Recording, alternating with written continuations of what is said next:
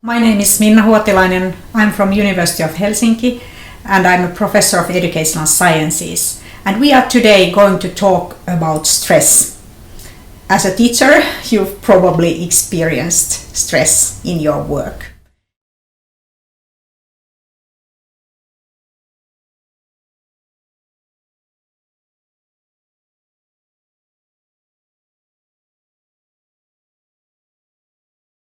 What is actually the mechanism in our brains and in our bodies that is determining our stress level? We are now talking about the autonomous nervous system, which is part of our nervous system. It's a very independent part, it's a very old part, and it's trying to optimize all the time our state. Is it now a good time to be excited about something, or is it maybe a better time now to relax and maybe feel a little bit gloomy? Or is it a good time now to feel alert and maybe reacting to many things at the same time? Or is it now a good time to feel sleepy? This is the question that the autonomous nervous system is asking all the time. And it always has an answer. It's basing this answer on our environment, on our own behavior, on our thoughts, on our feelings. And it's trying to regulate our state.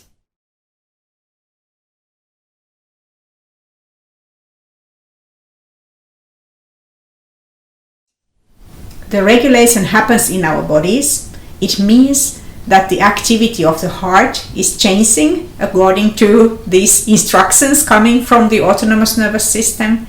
The activity of our breathing is changing, the way that we use our eyes, the way that we move our eyes around, the way that we focus our attention, the way that our hands are sweating. All of those things are regulated by the autonomous nervous system in our bodies.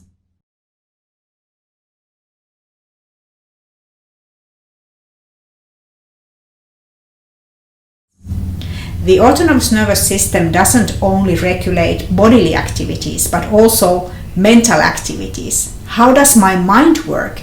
Is my mind now full of new ideas, excited, ready to move on? Or is my mind now full of peace and quiet? Or is my mind now very alert, trying to focus to many things at the same time? These are also regulated by the autonomous nervous system.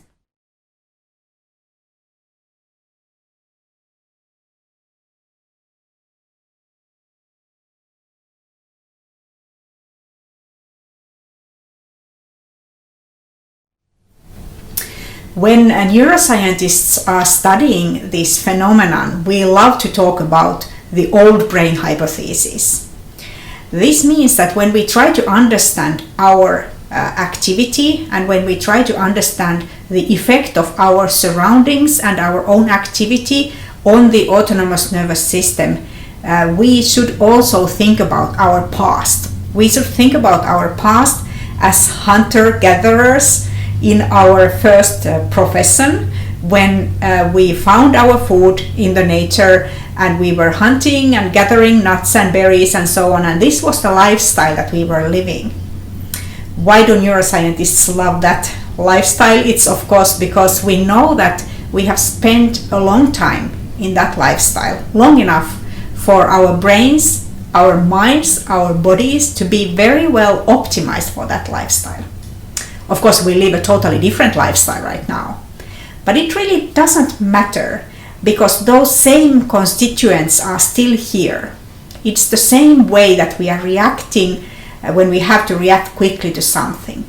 Think about alarms, for example. When you hear an alarm go off, let's say that it's a smoke alarm. It's a loud sound, you know that you have to react very quickly. Everything in your body changes. Your heart starts pumping, you start immediately looking around like, what should I do? What are the others doing? Should we go out? What is happening? Your mental state and your physical bodily state have changed because of that alarm. And of course, that's the purpose of the alarm, to wake you up, to make you alert, and to make you react to this sudden situation.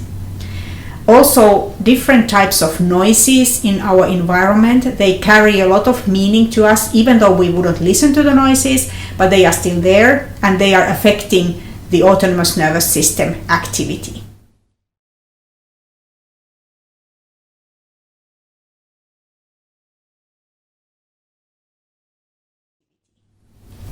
Also, when you are interrupted, this is something that our autonomous nervous system also interprets as alarming. It means that there might be something that you need to react to.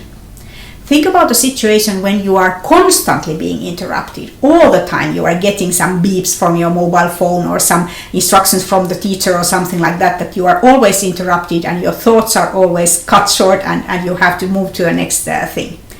This might also make your autonomous nervous system interpret the situation as alarming.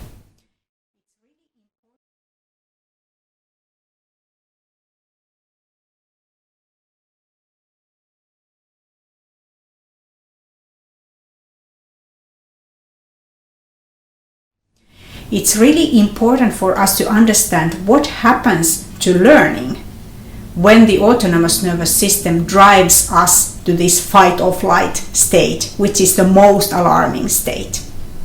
It's very, very difficult to learn in those physiological states. And the reason for this is our past. When we were open for learning as hunter-gatherers, that was a situation when everything was very well. There was peace and quiet. There were interesting things going on. Maybe people were learning from each other. Maybe they were doing some arts or some music, or they were very skilled in their hunting or their crafts or something like that, and monitoring what the others were doing without any alarming things in their surroundings. But when there were alarming things, maybe a predator coming or something suspicious happening in a bush, maybe it's a snake or something, in those moments, of course, these hunter-gatherers would not be prone for learning. They would be prone for reacting to the alarming situation. And this is still with us, this past.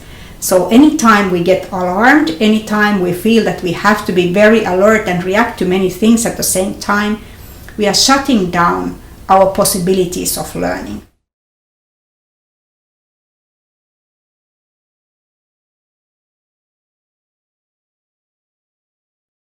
For teachers, of course, it's extremely important to recognize these physiological states in their pupils and students. Also try to affect these states to help the students to come to a better physiological state for learning.